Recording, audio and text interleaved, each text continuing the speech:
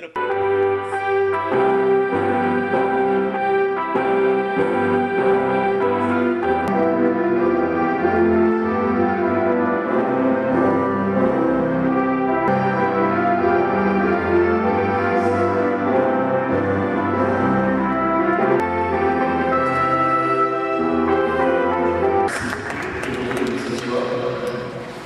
département, de doyens de faculté, certains se sont spécialisés, ainsi que le recteur de l'Université pédagogique nationale.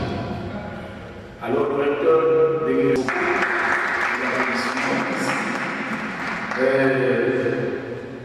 nationalités congolaises, il est licencié dans ses études en Espagne. Il est détenteur d'un diplôme de master à l'université. Nous les prions s'il s'élève et l'ensemble de ce soir. Merci beaucoup. De notre pays pour partager tout ce que nous sommes en train de faire, l'évolution de la science, mathématiques, informatique, électronique et électricité. Alors, samedi nous étions à l'Université et l'instrument virtuel. Qu'est-ce que c'est l'instrument virtuel? Et comme vous pouvez imaginer, quand on parle de l'ordinateur, ça c'est physique. Mais aujourd'hui on parle plus de virtuel, c'est pour et tout ce qui est électronique, après, avec l'eau qui passe, ça détruit la nature. Alors, une partie des... Et c'est dans ce cadre-là que j'ai décidé de venir partager avec vous. Et surtout des logiciels d'actualité.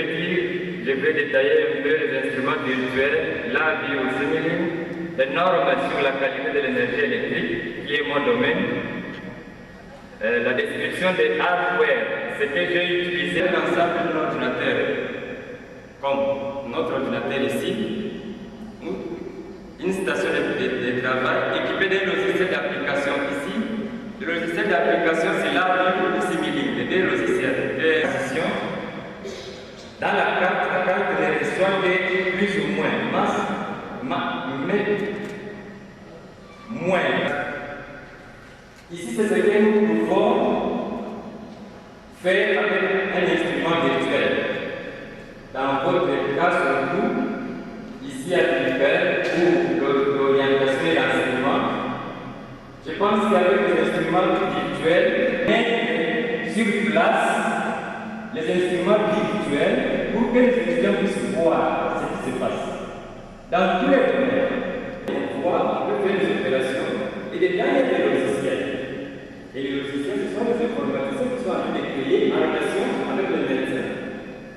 Et c'est la même chose, les informaticiens se mettent en contact avec les mécaniciens pour créer les logiciels pour l'automobile.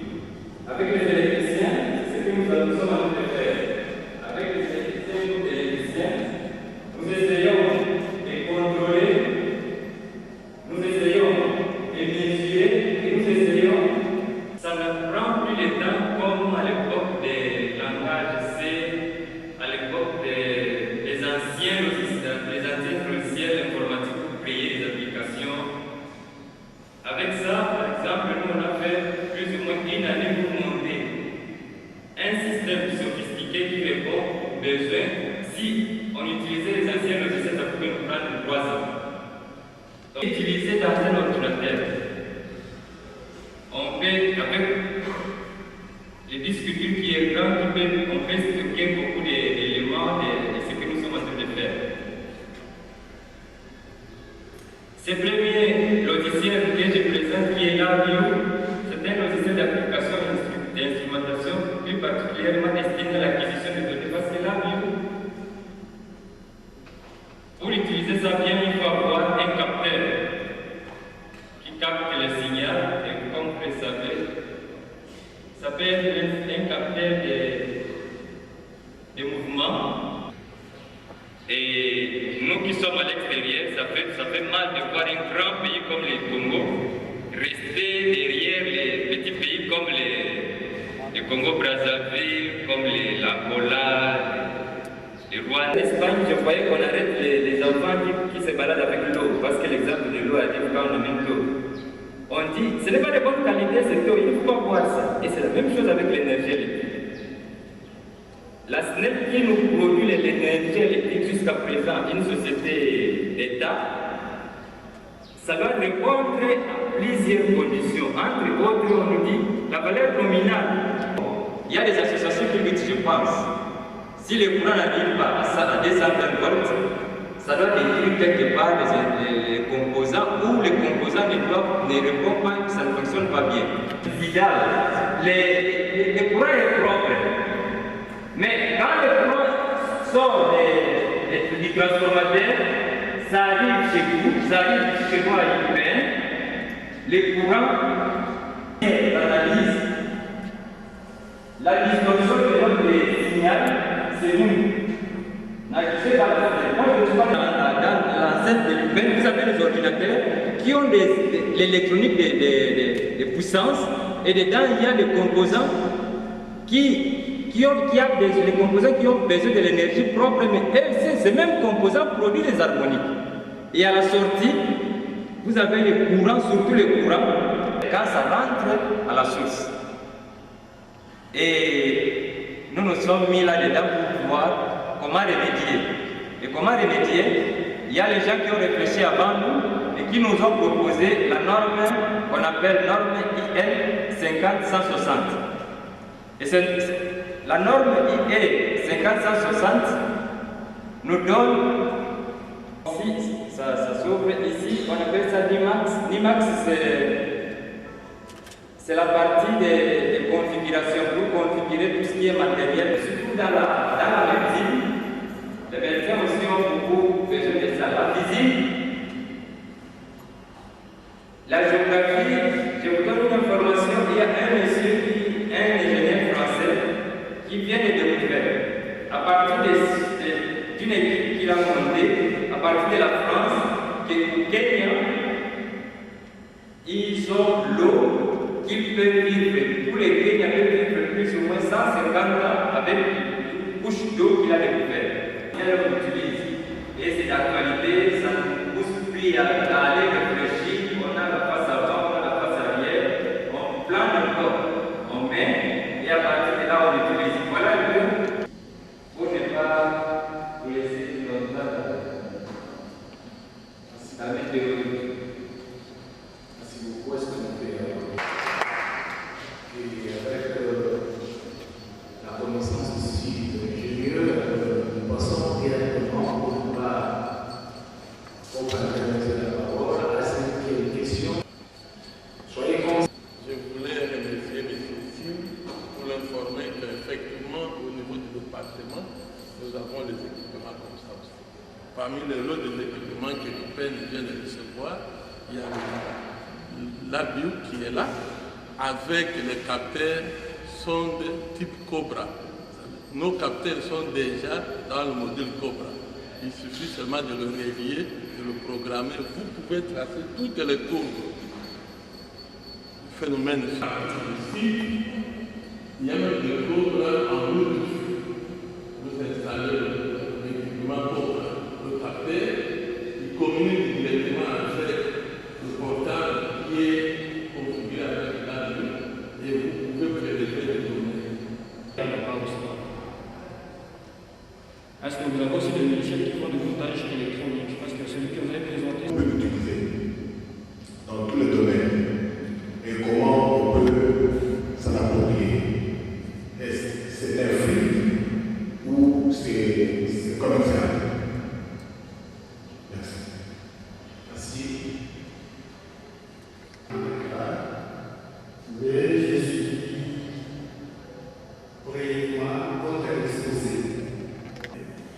Ne sera-t-il pas possible d'amener ces logiciels auprès de la SNEP? Ce sont des logiciels qui sont propriétaires, donc ça signifie qu'on achète pour l'avoir, et je sais que ça coûte extrêmement cher. Que j'arrive à avoir un collègue qui est en France, qui va acheter pour moi, et qui va me renvoyer. Avez-vous des pistes à me proposer? Le représentant de l'école qui est là, en descendant des informations. Parce que si cette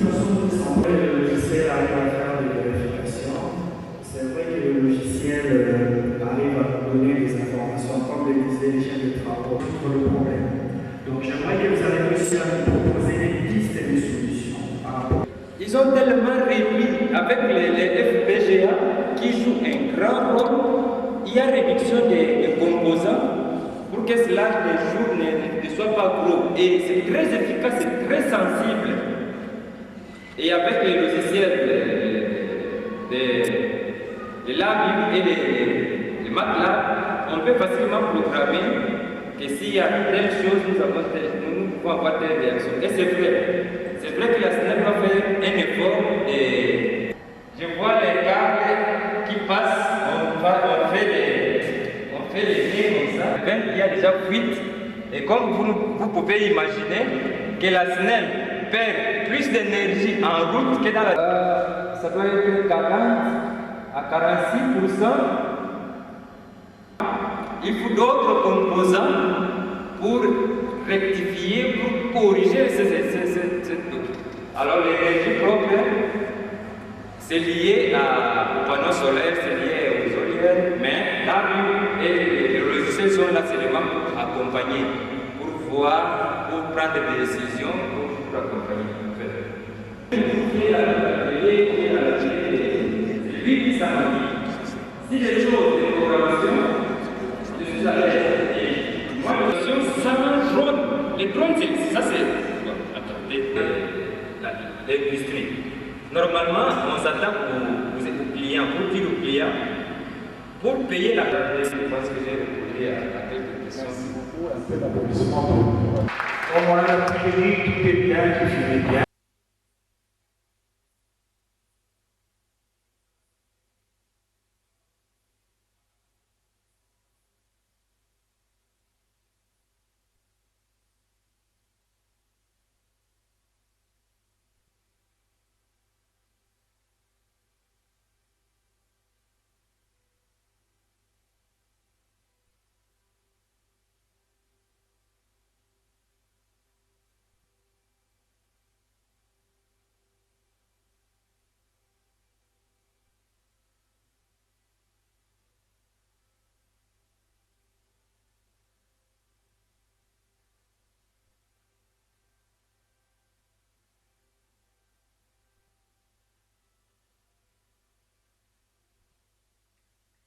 Bonjour Monsieur John.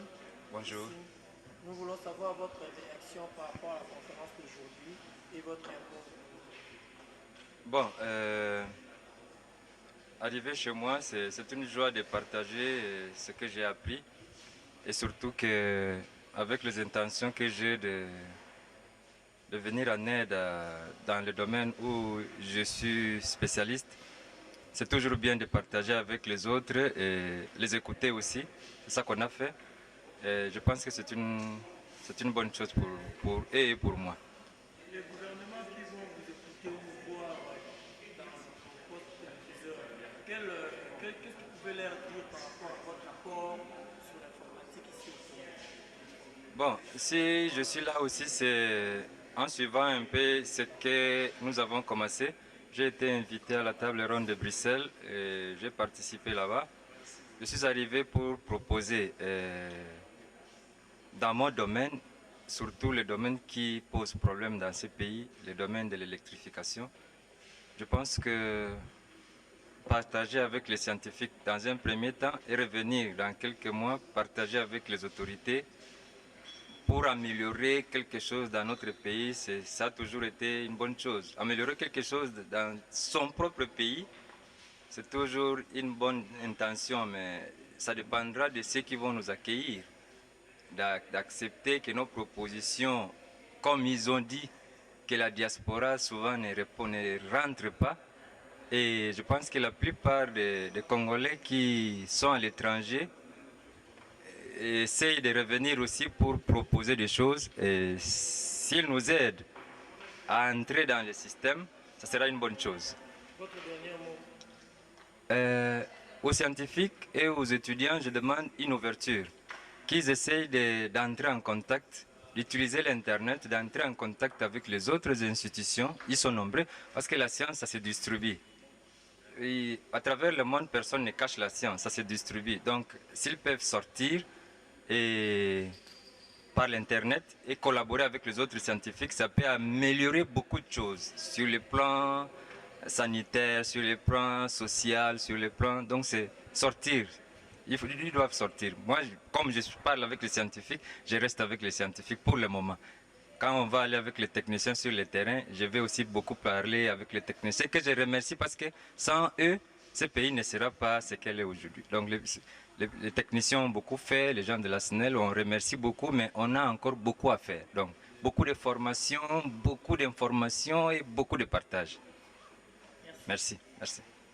Vous avez représenté les DG. Vous pouvez nous dire ce que vous avez tiré comme leçon et ce que vous avez apporté comme un plus dans cette conférence? Oui, bon, j'étais là pour représenter le recteur de l'Université pédagogique nationale.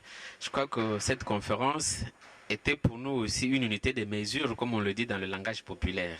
Ça nous a permis de pouvoir nous mesurer par rapport aux connaissances qui évoluent dans le monde du savoir sous d'autres cieux. Et nous sommes rendus compte qu'effectivement, nous ne sommes pas en reste.